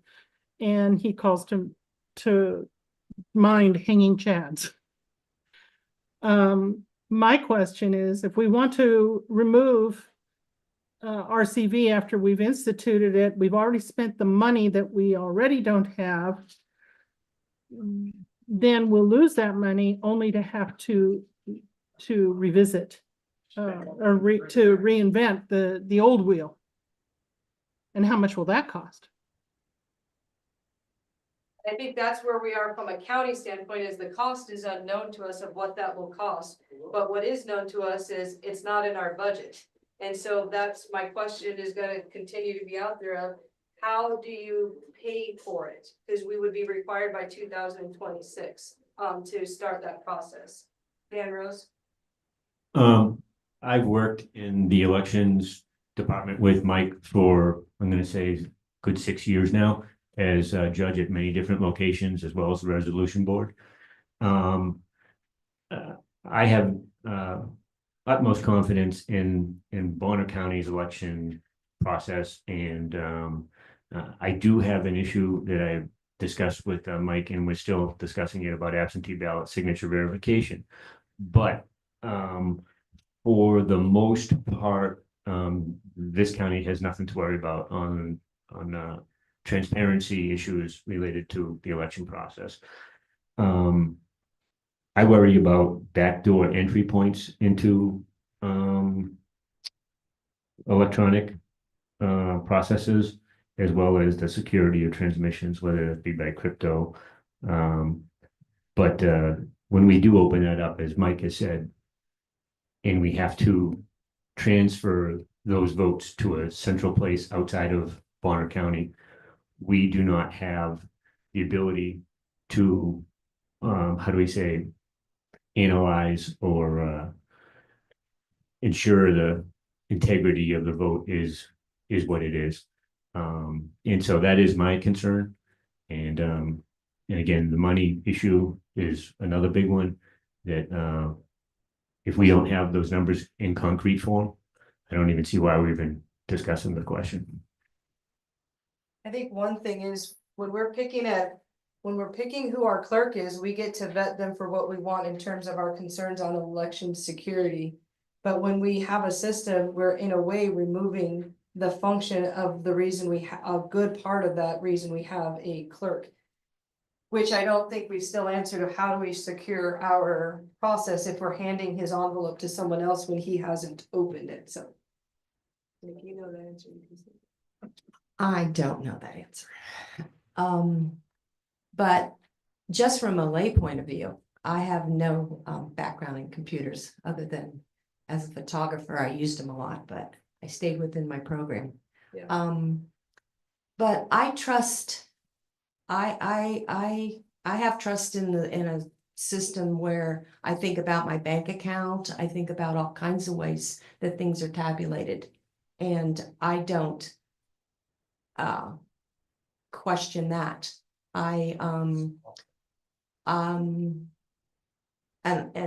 So just on that point, on finding the money or cost, things, yeah, it changed cost, but I think it's for the better.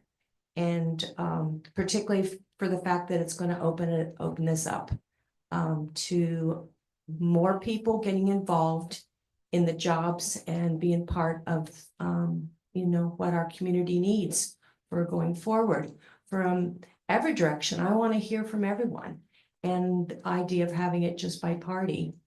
I want to say that our group for Yes on One, we have done same kind of little ballot game too. And our thing was we had names like Alan, Ball, Caldwell, Dalton, Edward, and Frank as our A to F names to choose. And then we had this simple general ballot where 4 went forward, and it was really interesting and it went really well. I'm particularly offended by today's presentation that has someone like horse crap or Harry crap. What was it? Harry Crapo. Oh, I think we excuse actually have a senator named Crapo, by the way. We do. You also Um, did have horse but- crap at the beginning. But we didn't have, well, that's what he did the other night was worse. And then Most this people one, laughed, but I it's changed they- it. Well, I'm not finding it much funnier. And then, of course. Excuse me, you were the Patty- one Patty rationalizing Bitter. the vandalization of those political signs in Hope, Idaho, and I found that What? very offensive. Okay? I what? You rationalized the vandalizing of those political That's signs in not Hope, Idaho. accurate. We had an audience of 40 people that saw that. So please, please stay on topic and stop accusations of being offensive and offended. Well, Patty Bitter for a Democrat is not any better than the other thing that you had. So So nonetheless, purposes is. but I'm we're staying on positive- subject I am here. positive that the two of you are not gonna change positions. No, you're But right. But the purpose of what this is to get information about Proposition 1. Right. And for the person that's in this room that's wanting to understand it, Mhm. you're gonna end up with someone that's gonna skip that question and not vote for it. Or they're gonna make an uninformed decision. The reason I like doing discussions is it's make an informed decision, because either way, we're having a consequence. Because there's a group that wants open primaries, there is a group that wants it to be party specific. There is a commissioner that still wants to know where you're gonna get the money from and how we're gonna do the technology of it. And I'm gonna ask a question of a person running for office. If we don't have the money identified right now for how we would fund this, and we don't have the system in place right now for how we would ensure election integrity with ranked choice voting, why would we vote for it before we have that in place? Because once you put it in place, all of the concerns that are being addressed that we're saying we can address with additional technology stuff, but we don't have that. How do you ensure that when I vote, then I'm voting? Because I have questions on spoiling ballots. I have questions on saying this race of people are disenfranchised. This group of people where they're in a more impoverished area. If we don't have the system in place, should we move to that direction? And as a person running, you need to help us find the money too, if you're on the side of saying you want to vote for it. So specifically, I'm gonna call you out on that one. Good. Yeah. So I feel like we are, we're kind of getting down into the weeds about how we're going to implement the solution. A citizens initiative is on the ballot. 100,000 signatures were collected across the state, 6% from 18 counties. There's a huge number of people who are interested in this. To say that we have to figure it out and figure out exactly how we're going to do that before we vote on the intent of it. I've spent my entire life in problem solving. I've worked with major companies around the world on incredibly complex issues. If we determine that the majority of the people in Idaho would really like to have open primaries and ranked choice voting, then we have 2 years to figure out how to do that. And we have constraints. We don't want to spend $40 million. We've got different scenarios that put that at way different amounts. We know that we want to keep our local voting integrity. Yes, you can, but we need to stop and figure it out. This is not a simple pencil whip problem. It's a complex problem. It will take hard work. We figured one of the women who's on my campaign team worked in medical care and came up with a way to keep seniors in their home that costs less than Medicare and Medicaid. And we can't even talk about it in this state because we're so partisan and we want to throw up roadblocks to make everybody go, oh, let's don't even consider that. And what we're saying is there are 250,000 disenfranchised voters in this state because we don't have open primaries. So I'm gonna challenge you on this, don't give the microphone back, Okay. because it's a county budget. And so when you're running for a district where you're going to go down to the state and make decisions, you have to understand how the county budget works. So when you say vote for it and worry about how we pay for it later, what you're doing is you're saying to the county elected officials, figure out that portion of it. And I'm saying, I don't agree with that. where do we get the money from? Because once you vote for it on this election, I'm not talking about what your decision is. If it Right. passes and it goes into effect, the county elected officials need to put in place the system, and it costs money. And so on my end, I'm asking, where do we get the money when you consider how a county budget is formulated? And that has not been addressed in this discussion. And it can't be that you say you've got 2 years, because we've got I agree. roads and bridges and we've got all kinds of projects that we've been trying to work on for decades, and we still are at a cap. We don't have a process and there's no direction other than the bill goes to the county. And that's part of why I wanted this conversation, because you guys are gonna be for, some are gonna be against, but at the end of the day, are you wanting a levy to be run to pay for this? Are you going to, how are we going to get the So- money? The money still has to So, come. so it says in this vote that the county is responsible for paying for its own system. That's what it says in this bill as it appears on the, To update our own system, and where there's So- only 27 counties that have the electronic ability to move forward, and we are not one of them. so one of the reasons that I'm running for office is because I've looked at what the state has done over the last 25 years. And what they've done is they covered 75% of the budget for public services across the state. 25 years later, they've dropped that down to 50%, which means that they've doubled our percentage of the budget. We used to cover 25% of public services. Now we cover 50%. We are a small rural county and we're covering 50% of our public services with 75% public lands. So part of the reason I'm running for office is because we need to get that equation fixed again. The state needs to be covering 75% of public services, which will decrease some of the burden on local counties and cities. That's why we have to run levies to operate our schools. That's why our taxes are so high. So we need to change that equation. And I think we problem solve how to pay for this. And some of the scenarios I've seen, yes, there's an initial investment, but there's a savings over time. So at some point, we will actually save more money than we've spent. So I don't know exactly how to do it, but that's what problem solving is about. But And that's just it. I'm going to add something too. So my last role was a chief revenue officer for a global tech company. I know about tech. I use open source. I could argue a little bit about functionality always being better, but otherwise I agree in spirit with your conclusions. But it would be insane for me as a chief revenue officer to make a proposal of a big change. Maybe it's a new release in our application and say it's going to cost up to 40 million. And I look at our revenue forecast and I have no idea where it's going to come from and say, we'll figure it out later. There's no way in heck that if I'm responsible to the board and my investors that I would be able to get away with that. We need to have an answer to that question. The same goes with the chain of custody, right? We're talking about security and transparency issues. If we're going to roll out version 3 of our application, we figure out all of the security vulnerabilities first before we release it. And so I think a concern is we don't have definitive answers to either one of those two questions right now. That's really very valid point. My name is Doug Fraser. I'm just an old guy from the neighborhood. And I signed that initiative. And now I really regret it. And I think if most people, if they had the idea of what it involves to get it to where we think we'd have a better voting system, would not have signed it. I don't understand why we have to address something so complicated. And it seems so unnecessary.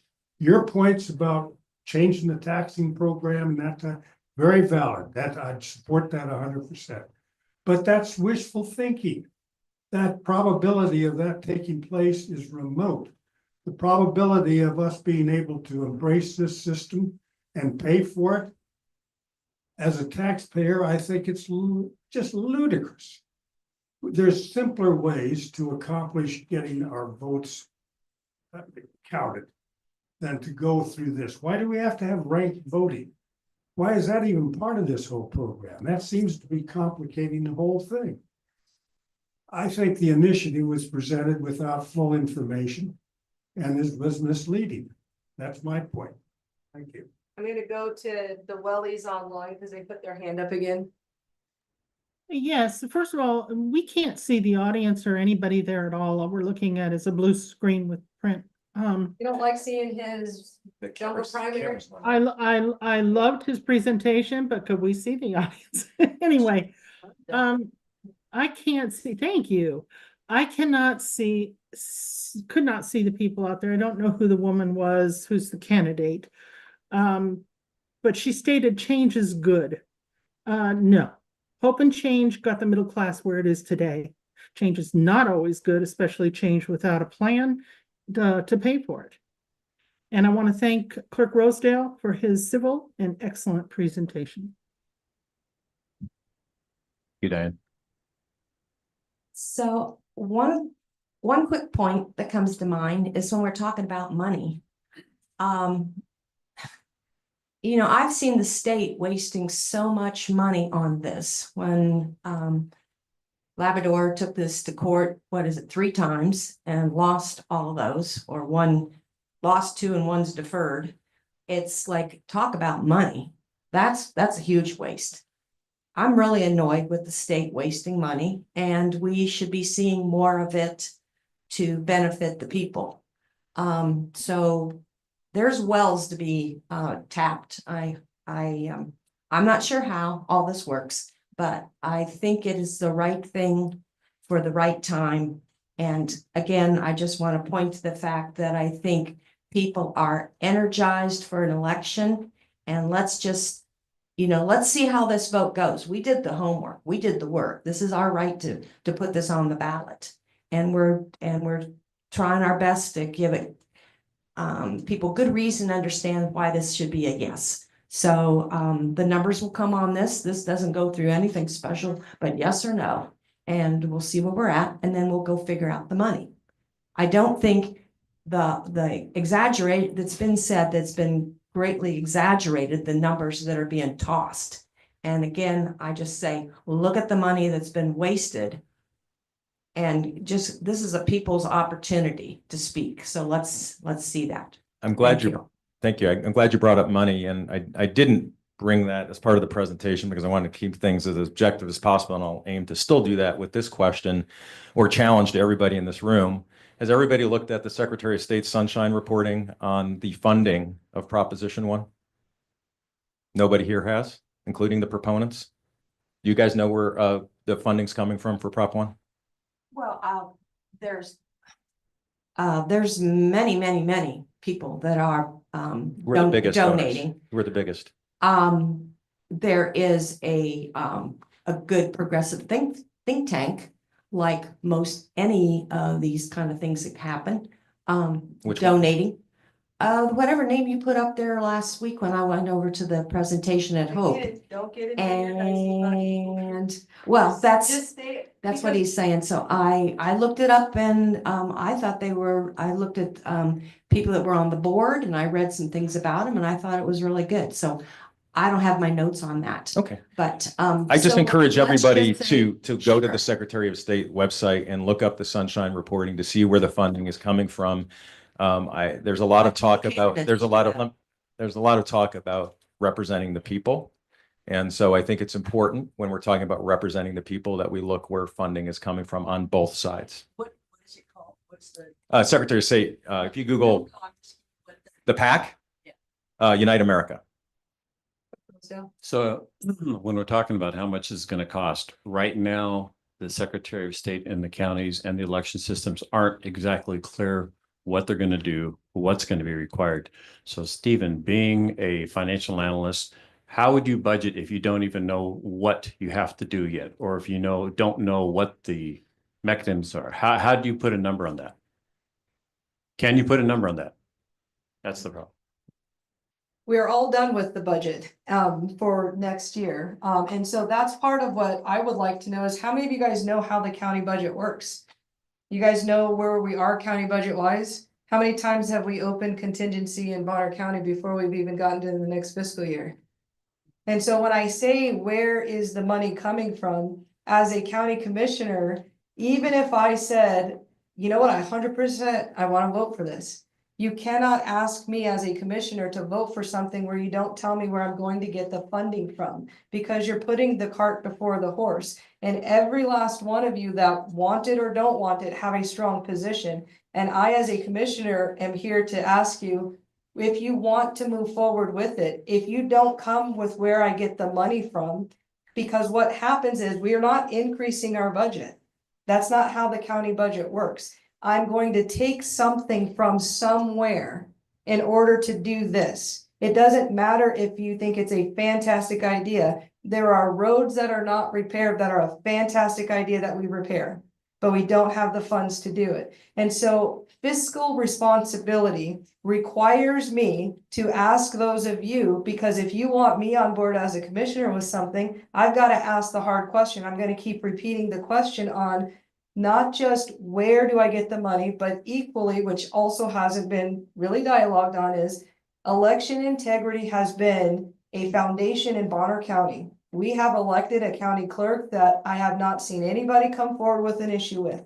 We have a system in place that people trust. He has self-audited our system. If we hand an envelope closed to an unknown party, how do I, as a voter in Bonner County, walk away knowing that my vote was counted the way that I put it in?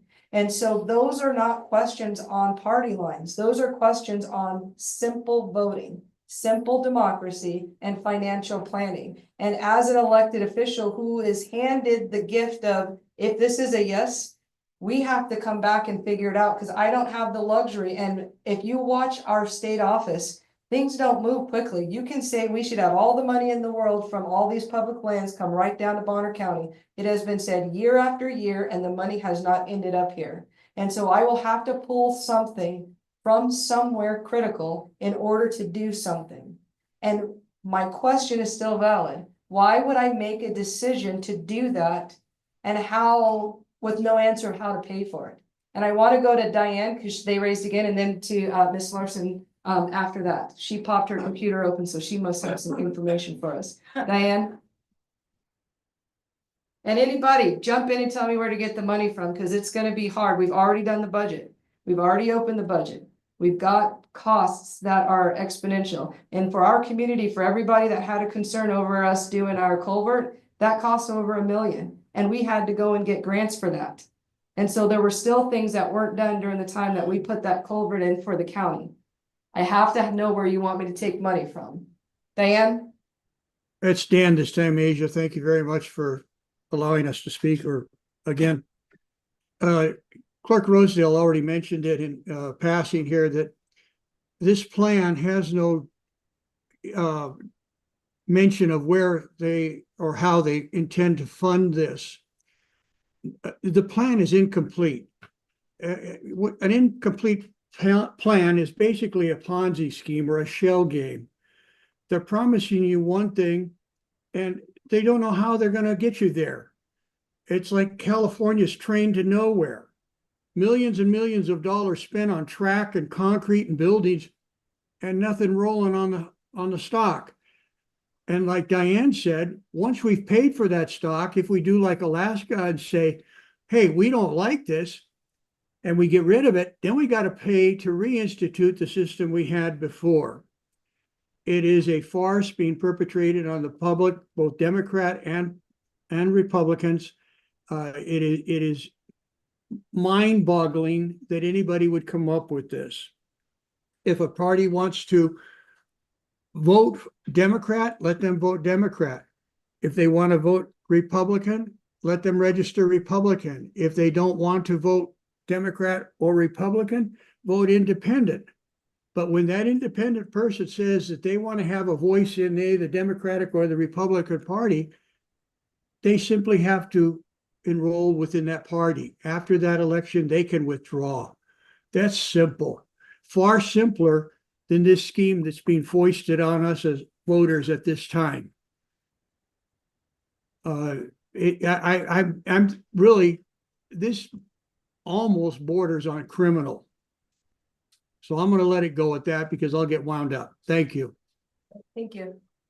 So I was just going to say, I think that we should come up with some scenarios of what it could potentially cost and how it could potentially work and how it could potentially be paid for. So I think that that's some of the work. I wish that we hadn't spent so much time in partisan lawsuits to try to defeat what people are legitimately asking for in our community. Makes me very sad because now we're 40 days out from the election and you guys are saying come up with some scenarios of what we can do and how we can pay for it, which is legitimate, but we should have been doing this 6 months ago instead of having so much battle to defeat what is a legitimate request in our state. I don't think, and I want to say something, I don't think any request, it's not an illegitimate request at all to want something.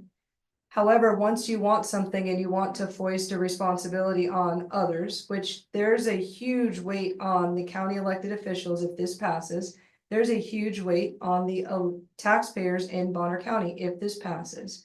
We need to have a plan. And so so I'm gonna take exactly the way you said is you could have had it. But since you don't, fine, we can have every reason as to why we don't have it. But if we don't have it, and this will be a question that I'm gonna circulate. If you recognize we should have it and we don't have it, I don't and know. we could have had it. And you can't tell me where we get the money from, and we can't have an idea of how there's election integrity when we hand a sealed envelope. Does it make sense for us to make this decision now to move forward, or is it fiscally responsible and election integrity responsible to come back to the table with the necessary information to have a path forward? Because for a county commissioner, not saying yes or no, if it passes, no one has identified election integrity and where the money comes from. And if it passes, as soon as it passes in November, the Board of County Commissioners and the elections clerks has to sit down and look at where the money comes from, even though everyone anticipates either side, there's going to be lawsuits. But once it passes, if that's the decision of the people, we have to move forward to make a financial plan to implement until we are told otherwise by the vote. And that is where the concern that I have is, regardless of what your position, because I've heard something no one has actually said here was a lot of people that are proponents say that taxpayer monies should not fund and not have everybody be able to vote in it. That's one of the arguments. Those are all good statements. But good government has to have a plan in place that we can follow. And that is where I, as a commissioner, have a concern that it is not something that you go into lightly, and nobody does their own finances. We don't say, I'm going to ask to buy this house, but not know where I'm going to get the mortgage payment for. And the bank doesn't actually let you do it. They make you prove that you can afford it. And that's where I am. And I don't hear an answer. I'm open to the discussion. And for those of you who are proponents of it that are willing to do that research, but it's on the ballot already and that answer isn't there and we're already done with a county budget. And I just want to correct. I am not speaking for the Proposition 1 people. Mm-hmm. I don't know. They may have scenarios that are already worked out. What I'm saying is I think that that's the next place to look is say, what are those scenarios and bring them to the forefront so that we can talk about them. And I just wanted to correct that I'm not speaking with knowledge about those scenarios. I've been running my campaign and have not been involved with the Prop 1 stuff. I would just like to say, I don't have the answer either, but I would be happy to put something together for you to talk with Luke Mayville, who is one of the leaders of Reclaim Idaho. And this is a coalition of a number of groups, a veterans group, several different groups that have been doing the homework. They probably have some, direct good answers for you. So if you'd like, I can do that. I know when I he's. say as a commissioner, and I'm confident probably as countywide, we were not approached of how will this impact Bonner County? Yeah. And so there are other counties that have other issues, but I'm only worried about Bonner County. How does Bonner County move forward? And that, I was never approached by any group to look at a county budget, to look at where you would get this money, how we would fund it. And I think that means that we didn't plan enough on, even if you like the idea and it's a good idea, I don't make decisions without having that information, and voting before you've done that for the county. Is this potentially going to cause significant financial strains on Bonner County? And my answer today is yes. If you have not seen our budget and look what we went through to get to the next year's budget, this is going to cost us, and we don't have the luxury of waiting for the state to say, we're going to gift Bonner County $15,000 or whatever they might find reasonable to give for something like this. You can't make a financial plan based on hopes and dreams. It's based on facts and figures. And the facts that I have for our budget means that I wanted the conversation. I don't care about the party lines that we have here. I care about the election integrity. I care about the impact of Bonner County. And neither of those questions are answered. And so as we go out through the community, if someone of you guys comes up with an answer, let me know the answer. But if you don't, you have to reasonably say, is this the right time to run something like this if you have not identified the funding? Because when and if it passes, because it's like 50-50. I think people are saying 50% think it will, 50% won't, and everybody's saying they're gonna sue. But when it doesn't, then all of you guys come through. And when it does, all of you guys come through again. And you answer to the community when we have to start pulling services because there was no plan in the budget that we have. Because that's what you put on the county elected officials. And as a county elected official, that is the reason I wanted to do this, because I don't know where the money comes from. And we have a very solid voting system. I understand people want to vote, but there's actually a system in place to get there. So why not do that and then come with a better plan that addresses the fiscal concern and the election integrity concern that are valid concerns regardless of which party you're on. Those are valid for all of us. Well, quickly, I have a thought on that. Knowing that there's a huge, it seemed to me, very large amount of money that's in the county's budget for legal stuff. I mean, we know that what was not so many years ago that $300,000 went for that lawsuit against the city. So, and that to many of us, that was just such a huge waste of money. Okay, so that was never budgeted. That just happened. And so knowing that you can I've looked at the spreadsheet on the budget before when I was studying all that, and there's a lot of money. There's not, and I'll tell you. In the legal thing, Here, in the I'll answer legal your department. question. I came prepared for my budget talk because I want the money found. We don't have the money in the budget, and you have multiple legal cases, some that are at federal court level. And so you don't have extra money. You actually have already opened up your contingency budget to spend money out of contingency budget. And so there isn't a hole of money to grab to fix this problem. You actually run the risk of not being able to meet our needs. You have people that are messaging all the time of, we would like roads addressed. So when we did our culvert, the road and bridge director had to divert funds from one area to another area to address an emergency. So I appreciate the thought, but that's something that should happen before we make a decision, because we will be beholden to whatever the outcome is, and the county will have to figure it out.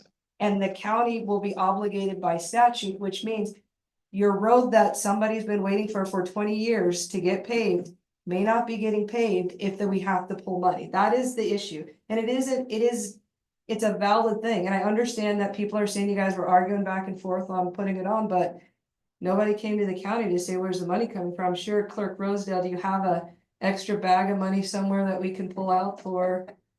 We don't, and we do not get a huge portion of our funds from the state. The tilt that we get, payment in lieu of taxes, that is just dribbles, that's nothing. It's not worth having that land at all. We should just.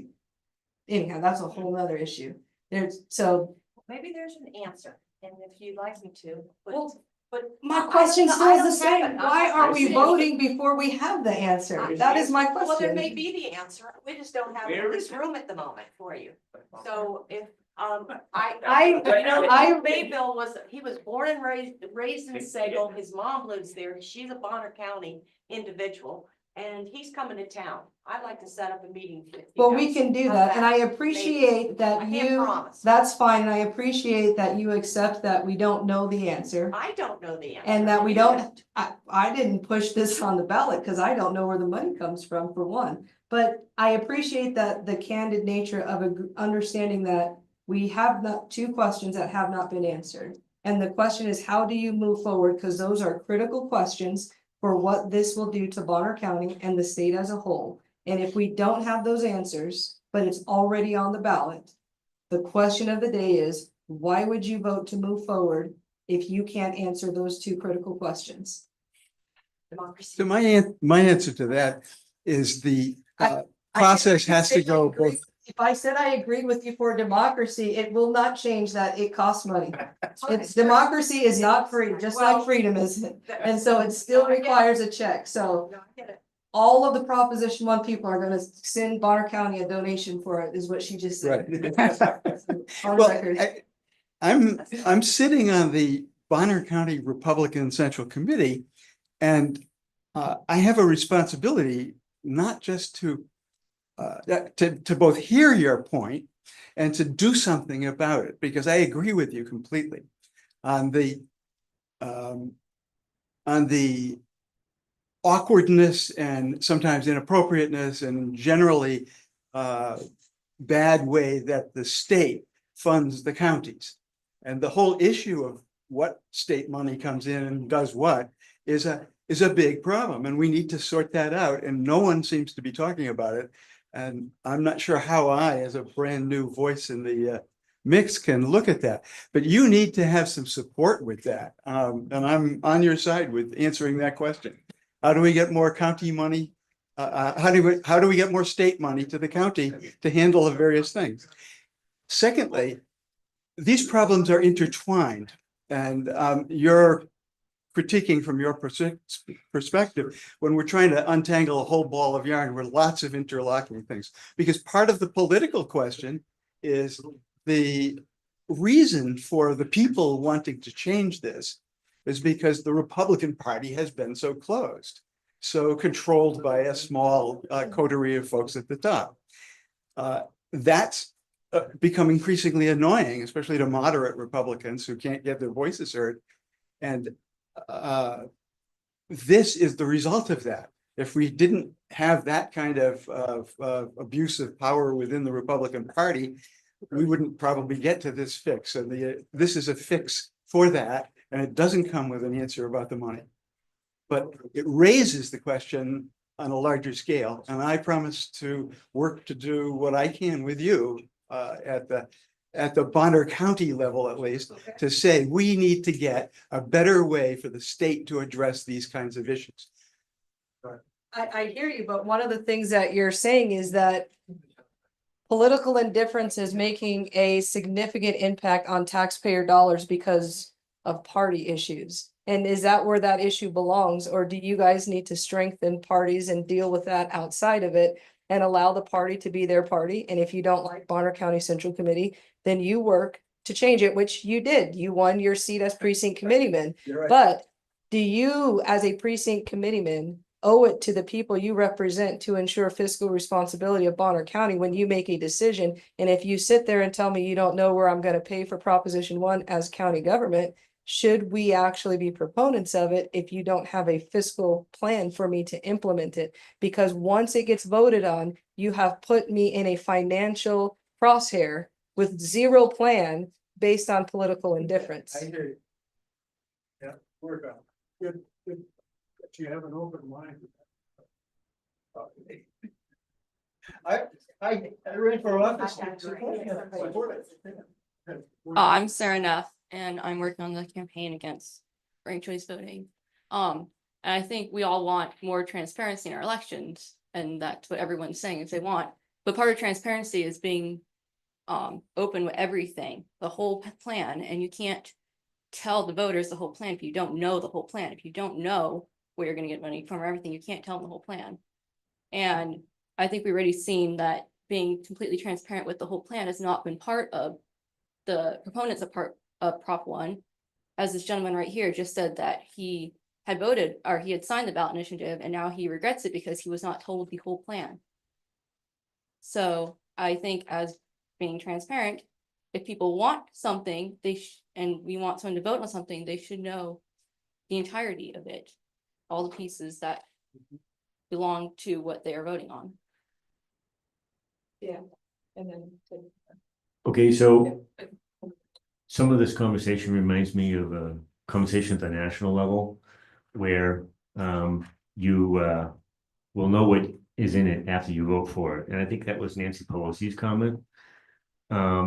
So that strikes me as part of this discussion. The second part is what we call an unfunded mandate. And this is an initiative petition by a special interest group that has an agenda. And that agenda is not necessarily, how do we say, acceptable to the Republican Party that represents a lot of this state. And 100,000 signatures is a small amount of the population of the state, where we're close to 2 billion. 2 million people. So the argument that everybody wants this is not necessarily true. The vote will come out and it might be 50-50, but that's not everybody. And so there is a little bit of an issue with initiative petition stuff, where a special interest organization uses the people to put into place something that they want, but they don't have the ability or understanding to know how they're paying for it. And through your elected officials, that's where the rubber hits the road. And so it might be a little bit premature for us to accept that the petition initiative encapsulates all of the conditions that would be appropriate for passing of this. And money and integrity are at the highest level of those two things. I just want to quickly say before I leave, my husband and I speak for him also, are Sable residents. And I think ranked choice voting is a complicated mess that should not be introduced or even considered. That's my opinion. But thank you. Thank you for coming. Thank you for speaking so loud. So maybe the proponents or the people who are funding this whole movement could come up with an idea about how to pay for it. Maybe they've thought of that, not the local people, but these organizations that are funding this movement. And just kind of what she just said, but it's too late. It's on a ballot. You can't change it and it's here. And if anyone comes to the weekly commissioner meetings, watches them on YouTube, participates and listens, that kind of money is going to be really hard to find. And something during that budget year of 25, 26, or whenever it is, will have to go. They won't have it. And it's a shame that somebody didn't think of that before this got on the ballot, but there's nothing we can do now. We just have to deal with it. So I still suggest everybody vote. I think this year is gonna be really tough because a lot of people already said they're not even gonna vote because of the presidency issues. And something like this could make we've already seen some data there. It makes sense. Some people just get really confused and say, hey, you know, I'm not part of the system anymore. And I think we have more and more people that are falling out of voting because of those reasons. Thank you. Thank you. You're welcome. So we are at our time. I want to say thank you to Secure Idaho for coming and for Clerk Wellsjo offering, and even people that are absolute proponents for having an open mind to hear the concerns of the public, but also of county elected officials as we move forward to making a vote on this. As you guys leave, I hope that the question of how do we pay in our own election integrity starts to circulate more. You hear a lot about open primaries, Republican, Democrats, crossover voting. Those are important. I understand why people are talking about it, but there is a significant impact that isn't getting enough discussion. And it's evident because there's not even a solution by the proponents of this. I'm not making a judgment as a county official as to whether or not you do it or you don't do it. I'm saying that doing it has a fiscal impact with no plan that nobody has offered at all to county government. And it also has a plan of a concern of election integrity. And in Bonner County, because I don't care about any of the other counties, but for Bonner County, we have had confident elections every single time we're voting. And we are going to lose something, and no one can answer, how do you ensure that when we hand over our sealed envelope, that with confidence, we were counted? Those are big questions, and we don't have answers. And so as we go through our election cycle, hopefully we get some answers. But if it does pass, there are huge obstacles that have to be overcome. And I'm going to challenge everybody that were in favor of the proposition to come back to the table and try to provide a solution for this decision, because there was no communication with county government on this, and there's no direction of where the money comes from, and there's no direction on how you ensure election integrity for Bonner County, which is something that a lot of other places don't enjoy. A lot of people don't enjoy knowing that their election has been secure. When you look at his example of Pierce County, Washington, that is a huge example of if they overturned it because they had questions of being counted, that's worth, regardless of what side you're on, at least go and see why didn't they want to do it? Because by all positions, it's a very significant decision to watch happen. But we need to focus on what does it mean for us. For those of you guys that are asking the question about how is your voice heard in a primary, it was stated, if you're unaffiliated, you affiliate, you vote. People may not like it, but you can choose to do that. But in the interim, I, as a county official, would like still my question, if you guys find people that know that answer, to give that information, because if it passes, we have work to do as county elected officials. And like most things in government, sometimes people far higher up make decisions and then we have to fix the problem. And on this one, I don't know how we fix that problem. So thank you to everybody that participated. If you have questions, you can only flood Clerk Rosedale. I am no longer elections. I just did this presentation, but thank you. It's all Clerk Rosedale. Election integrity, counting ballots, volunteering for elections, all of that is Clerk Rosedale. I'd like, few meetings I go to, every one of them, you have been well prepared, made good presentation. Thank you, Thank you. thank you. All right, Thank you, with Mike. the, thank you, Mike, for coming up, I guess, here in Coeur d'Alene. Technology, you can end the Zoom.